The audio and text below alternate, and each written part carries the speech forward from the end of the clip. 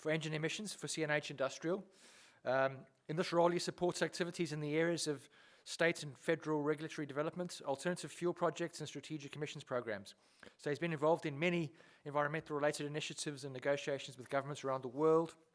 And prior to that, he worked in engine product development, including application engineering and also engine emissions testing. So very well placed to tell us more about the perspective of from an engine manufacturer on emissions controls, and particularly some insights onto what that means for DEF. So Chris, thanks again for persisting and sticking through the journey, and we're very glad to have you here. Look forward to hearing what you have to tell us.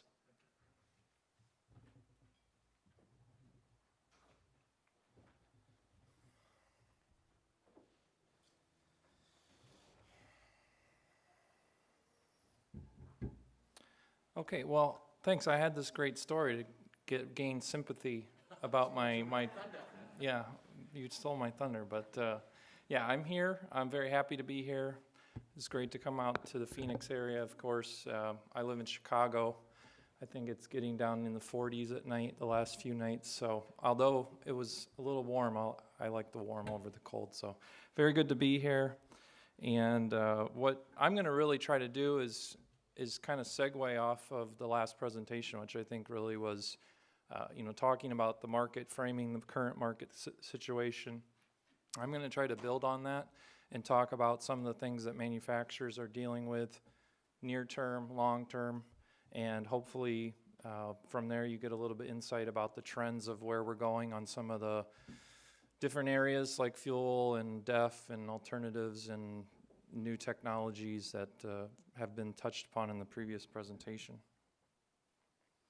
So what I always like to do when I give a speech is start with an outline, of course, and what I try to do, maybe that's a little unique here and I think helpful, is not just put the topics which may be convoluted, may not be clear exactly what my point will be, but I actually try to put the question that I'm going to try to answer for each of these items. So the market outlook, which is again going to be kind of building off of the last presentation, just giving a few facts that kind of frame up the rest of my presentation, but where do we sit from a manufacturer's perspective for on-highway and non-road? And then where will we go next? And a lot of that is driven by the regulatory outlook, and we'll talk through that both on-road and on-highway. We'll talk about trends for alternative fuels and electrification. I think the word electrification sometimes is a misnomer. I think the better terminology may be alternative propulsion methods, because it's not always electrification. There's other things. There's a whole gamut of novel concepts out there. At that point, I'm going to actually stop talking and show a video. It's sort of a shameless plug of our company's concept for a particular tractor, but I think it does a nice job of framing up sort of the mindset of where manufacturers are and what we're trying to explore to see what our customers may be interested in the future.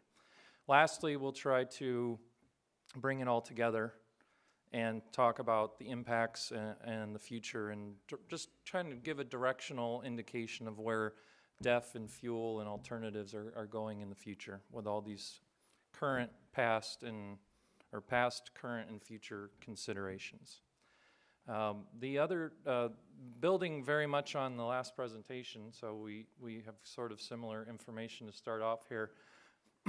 I'm trying to just put a very simple number to kind of get you guys framed, much like the last presentation, on what's still out there with the current generation, the current technology that manufacturers are producing on highway.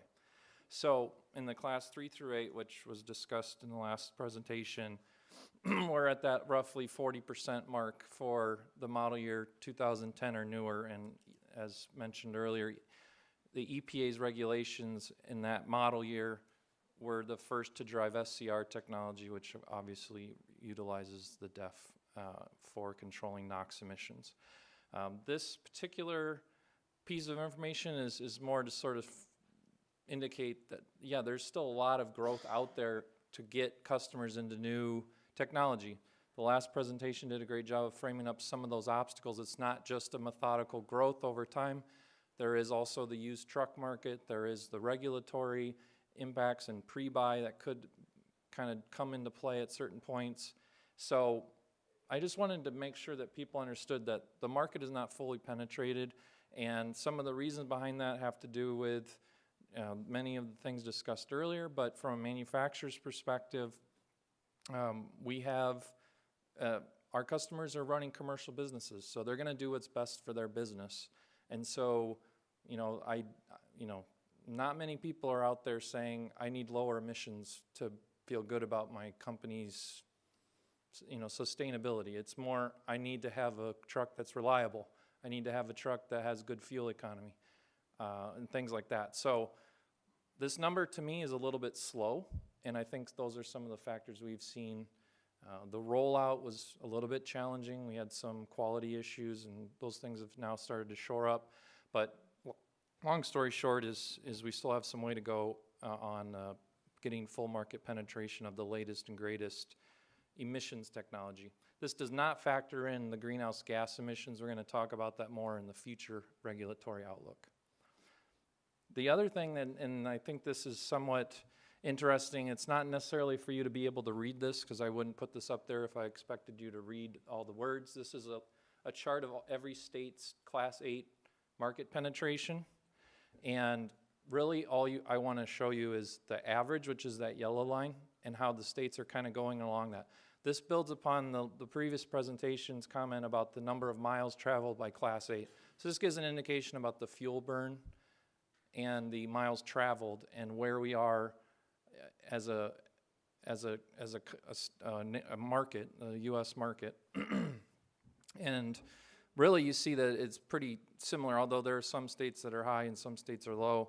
Generally you're seeing that the fuel burn is kind of proportional to what that national average is for sales. So I believe that previous slide is somewhat indicative. I'm not a marketing person. We had the right person up here earlier to say whether this is a fair indication and a fair metric to use, but I think this just kind of shows you that we still are in sort of a moderate to intermediate step on evolving into a fully, DEF reliant market and industry for the trucking industry. Now that's, although I may not have made it sound as simple as it really is, it's simpler than the non-road side. The non-road side is somewhat complicated because the standards for emissions are not the same for all power categories. So what I'm going to try to do is help you understand the last 8 or 9 years, very similar to what we were just showing on the on-highway side, talking about each of the different power categories that sort of drive different technology. So it needs a little bit of a decoder ring to understand this chart, but the gray boxes are basically indicating that no DEF is used in these categories, and then when you see the red pop in, that's the years where DEF was utilized. And if there's a gradient between gray and red, that means it was a possible technology choice but not mandatory to meet the standards. So really, I'll show the first two here, all the way up to 56 kilowatts. So this is a lot of your small construction equipment and small, we'll say, boutique farm tractors, very small stuff, mowers, things like that. They do not require the use of DEF, and they have no planned regulatory requirements to ever use DEF to meet the NOx emissions.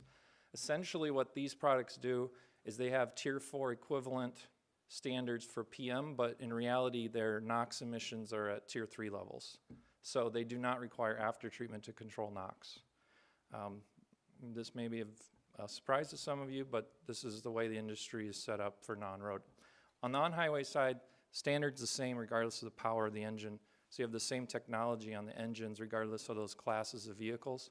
For non-road though, the power of the engine is going to dictate whether it has the more stringent emission standards.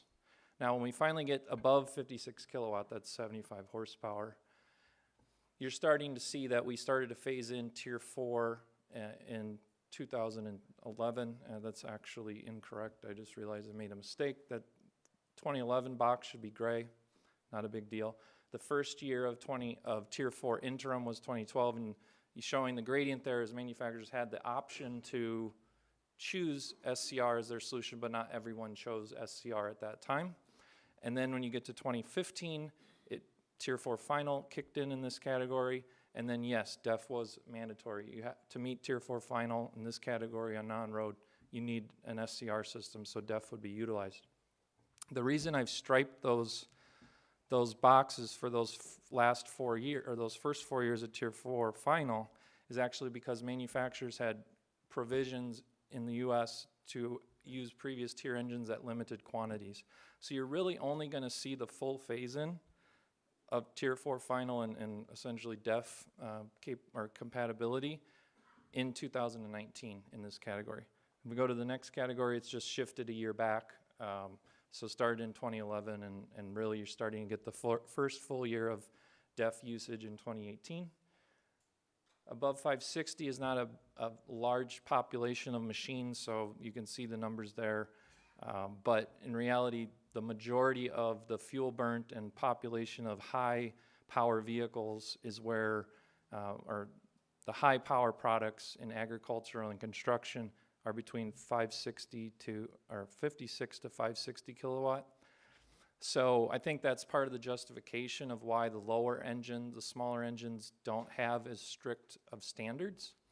There's some other things that go into that that we won't dive into today, but really you're looking at DEF usage is a little bit different when you compare it to the on-highway space, because not all vehicles on the non-road side are actually required to use DEF.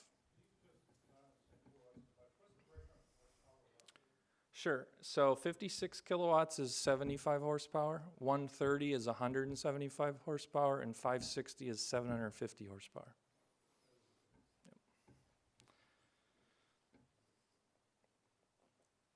So now on to where I make my living, if you will, regulatory space. For on-highway, I've tried to break this out to on-highway and non-road. I mean, although our company makes products in both categories, although the base technologies that we use for the engines are similar between on-highway and on-road, the regulatory landscape couldn't be different, in my opinion, at this point, especially here in North America. So the one thing I wanted to say is regulations are becoming increasingly burdensome for what we're gaining. I'm not up here to try to make a policy speech or compel you to agree with anything I have to say, but as we go along in some of the discussions we're having on the next round of emissions, we're starting to see that innovation is really being focused more and more towards just meeting the regulatory requirements that are out there and really coming on par with what the customer wants. And that makes us nervous, because as I mentioned earlier, what we're doing on the commercial goods side for this type of equipment and these vehicles is we're trying to deliver something that a customer is going to use to run their business. They're only going to come to us to buy product if we make a compelling business case to them, if you will. So spending a majority of our time worried about regulations is worrisome, but obviously we have to do it. It's our license to sell the product, essentially. So we do it, and we're happy we have a pretty good relationship with some of the regulatory agencies. Some of the relationships aren't as good as we'd like. So we usually come to a decent compromise at the end of what makes sense to protect the environment, but also allow us to sell our products and make sure our customers want to buy the product. The 2007 pre-buy that was mentioned earlier is sort of the lesson learned there, that we don't want that to happen again. Manufacturers don't want it to happen, regulators don't want it to happen again. So we need to be cautious and realize that this is the state of play right now. What I've tried to do is just give you a few takeaways here of really where the market's going. More stringent NOx emissions globally, but we're going to probably see the U.S. leading that charge, and mainly California. If there is interest in understanding sort of the latest state of play on that, I'm happy to give a little bit more info, but I'll save that for if somebody has a specific question. Driving us to emissions levels that are going to redefine the technology that's used in the aftertreatment design. So it's not just simply pouring more DEF into the exhaust to get to these lower levels. That could be part of it, but it's really about adding additional hardware to control the NOx emissions. And it's not always just simply converting NOx to harmless constituents. It's actually heating the exhaust to maintain the efficiency that we have today. things like that. So it's very difficult to go beyond the levels we're at today. Maybe we can catch 25, 30% lower standards than we have today without, we'll say, changing the paradigm of how the design of the engine is in the after treatment. But going much below that or further lower than that 25, 30%, you're talking about sort of a new piece of paper design of the after treatment system, along with additional base engine improvements. It's not easy, especially for the little bit we're gaining. And the other thing that we're trying to realize, the other thing we are realizing now is we test our engines in a test cell. If you're familiar at all with the Volkswagen situation that happened a couple years ago, that of course was on the light duty side. But the reality of that problem was a little bit different than what we're talking about with this third bullet, because they were purposefully cheating. Whereas today you may hear of a manufacturer on the heavy duty side having some third party or a university, somebody testing trucks, and their real world emissions are higher than maybe people anticipated. What people anticipated is sort of, and there's an asterisk next to that, because I don't know really I think everyone has a little bit different feel for what they anticipated would translate from a test cell to the real world. And so it doesn't mean you're cheating if your real world emissions are higher than expected, unless you're actually doing something that's violating the Clean Air Act or the regulations that are defined. So you could have higher emissions, but it may be because of the operation of the vehicle. It may be you operate in a situation where you have a lot of stop and go driving.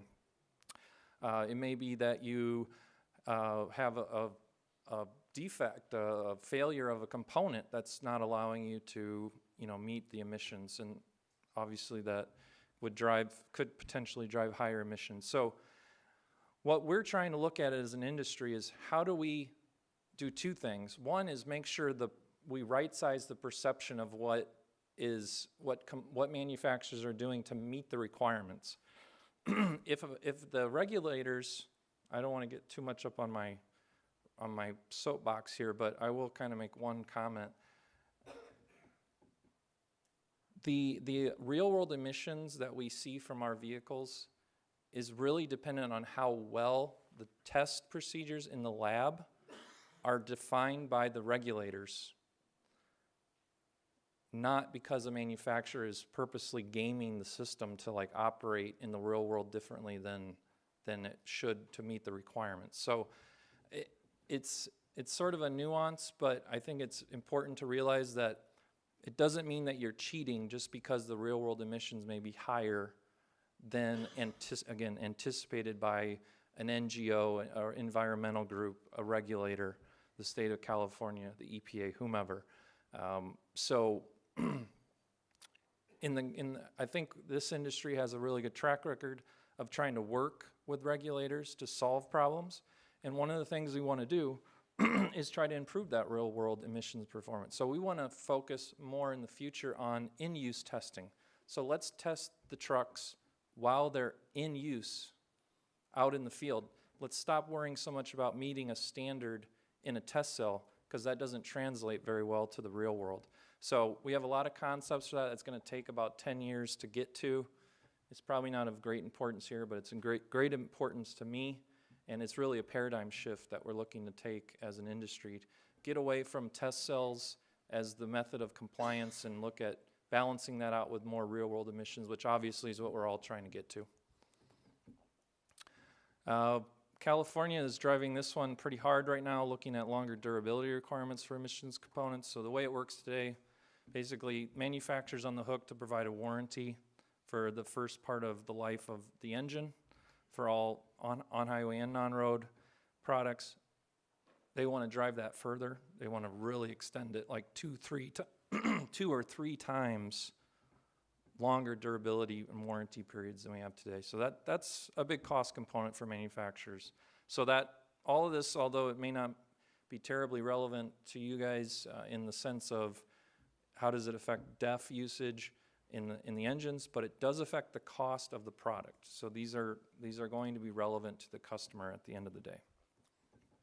And on top of that, as was mentioned in the previous presentation, We also have to just, take care of those pesky GHG standards that are coming along in the next decade. So all of this is going to be layered on top of existing standards that are coming into the future.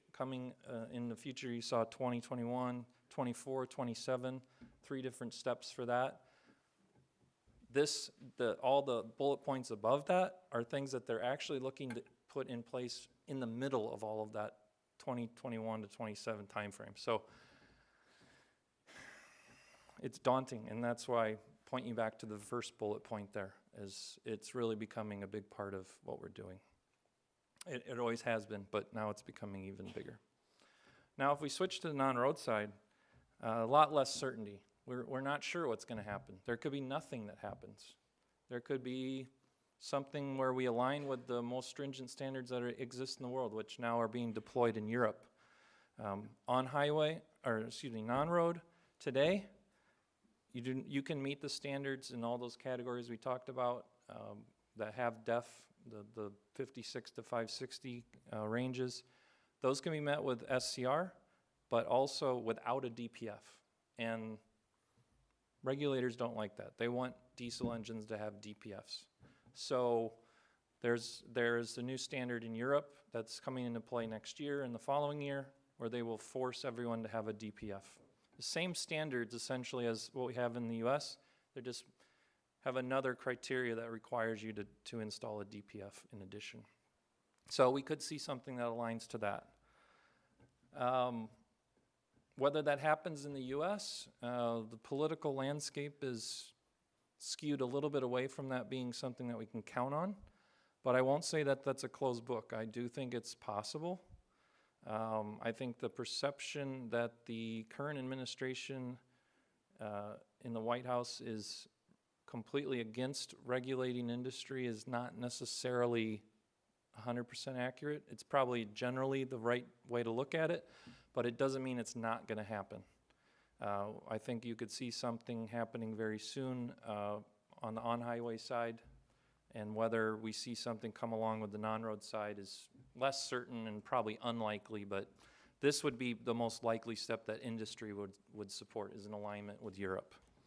That would not change the DEF outlook, essentially, if this sort of standard came into play.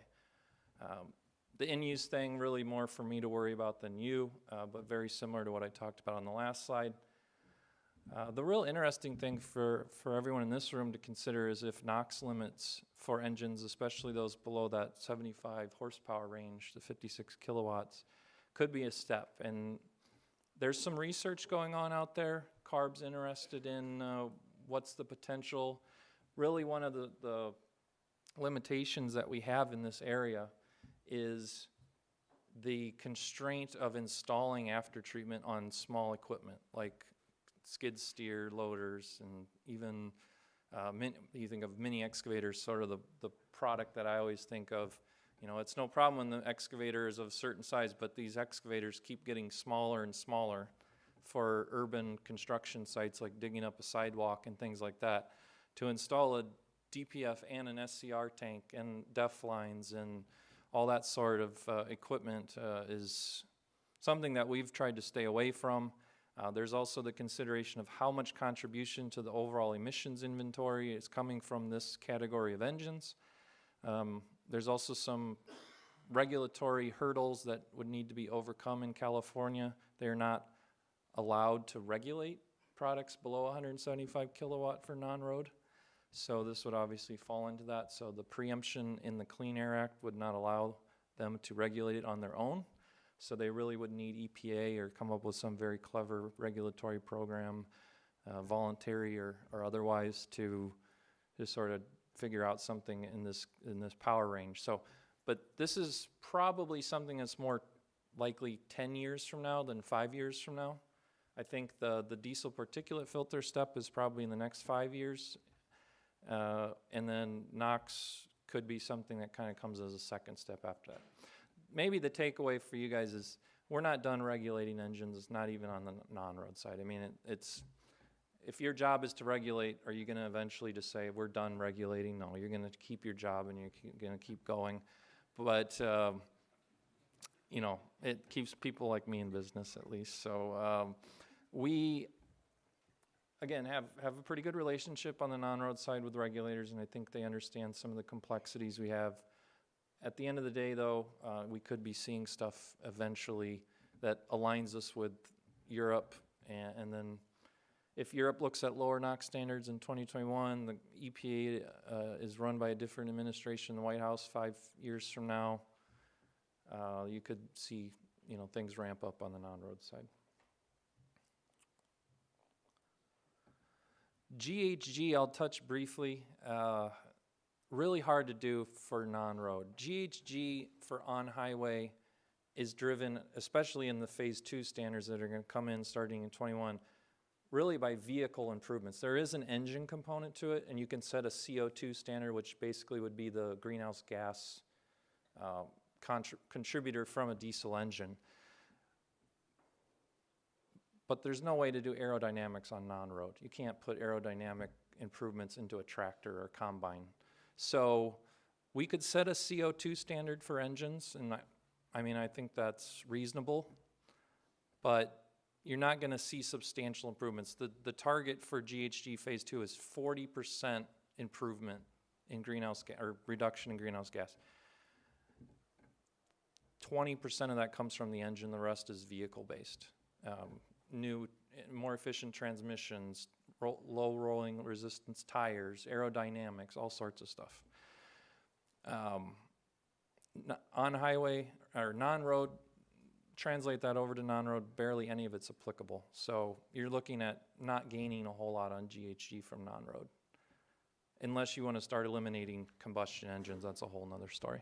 But that's a pretty good segue to my next slide. So what I want to do now is sort of show, as I said, shameless plug of our company's concept for a tractor that uses biomethane. So taking, it's really the essence of setting up a whole system at a dairy farm that uses waste, converts it into electricity for the farm, converts it into liquid or compressed natural gas for the tractors that operate on the farm, and so on and so forth. So this is a really nice 2-minute clip. You get to take a break from listening to me and get to see something a little more exciting here. So let's take a look.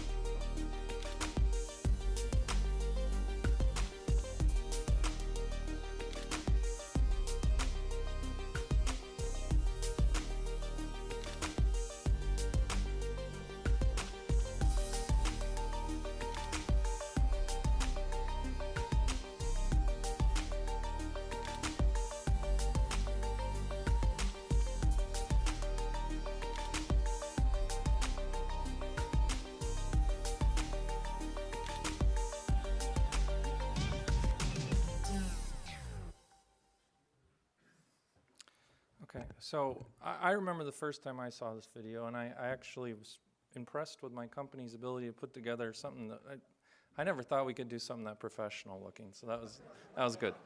But I think, and beyond that, we also like subtly snuck in almost all of our other brands into it somehow, with like the Iveco bus and the New Holland wheel loader and everything. So I guess it didn't make sense to put all the case products in there, but generally very good. And I think really it shows that like job site approach. That's kind of what we're looking at for the non-road side.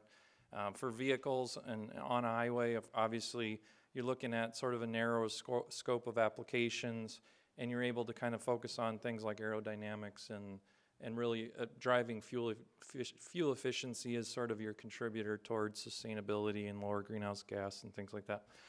As I mentioned earlier, that's really not an approach that we can take on the non-road side. So something like this, where you're trying to be more efficient, really recycling and reusing, and really just trying to, take the energy that's created and utilize it in different ways. So this is sort of, I think, what I'll say. The other thing I'll say, kind of my tagline that I put on anything that has to do with alternative fuels and electrification, disruptive technology that could alter the way the different propulsion options we have for our products in the future.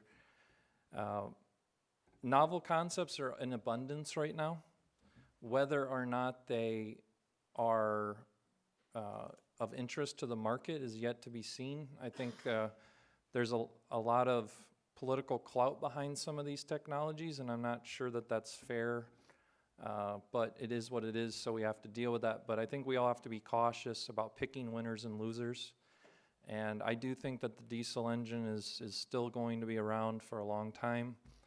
There's no indication, and really even people that don't want them to be around are begrudgingly admitting that that's the case. And as it was mentioned, Class 8 trucks, there really isn't a concept out there that's going to really eliminate what we have today for powertrain solutions.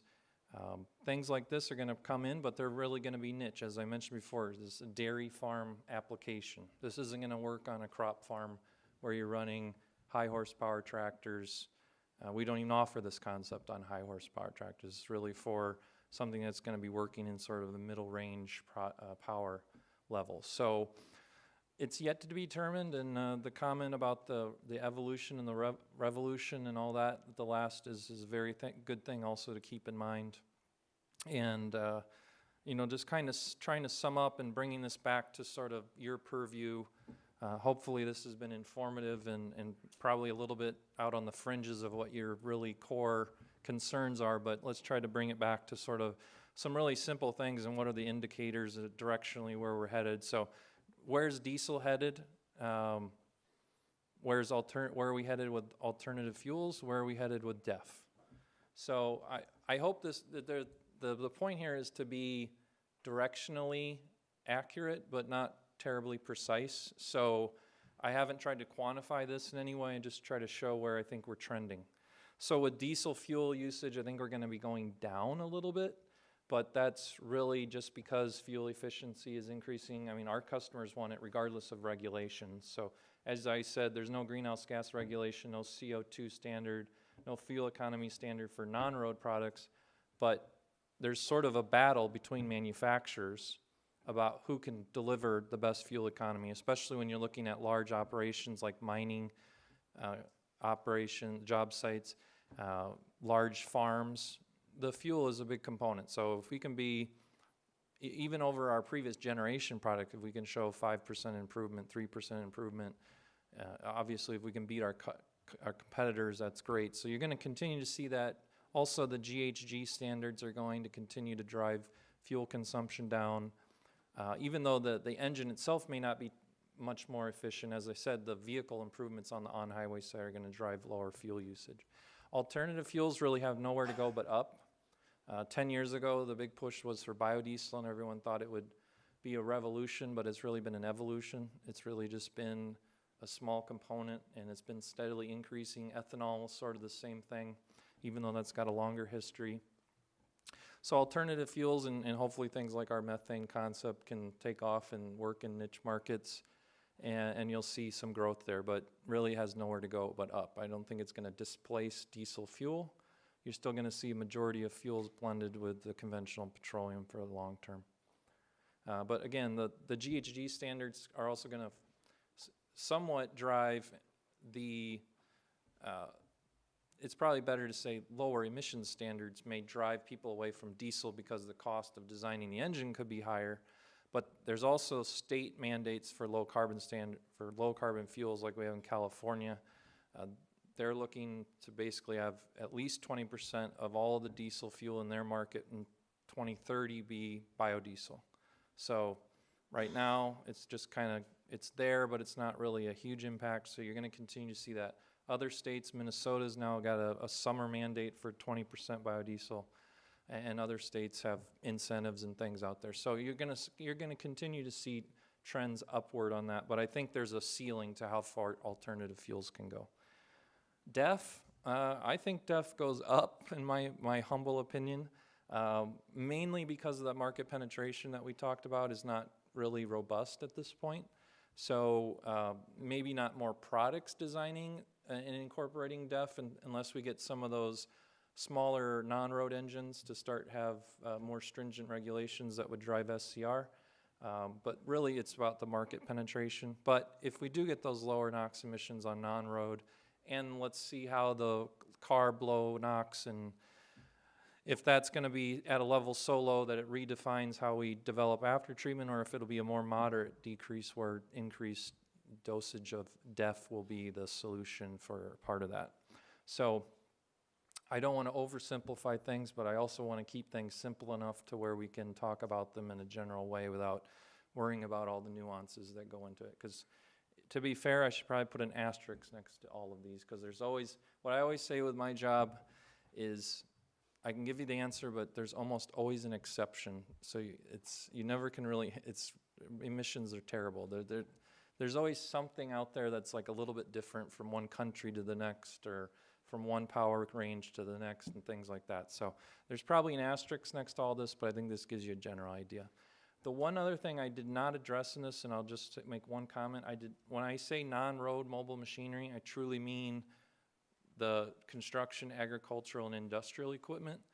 I'm not referring to marine, I'm not referring to stationary engines, I'm not referring to locomotive engines. The standards there are similar, and we're kind of at the same point in the evolution of emissions for those product categories, but they're not identical to the non-road mobile emissions. So I just wanted to make that clear in case people are, I saw some people here from the locomotive industry, so I wanted to make sure that I didn't overgeneralize what I meant with the non-road space. So that's mine, I'm done.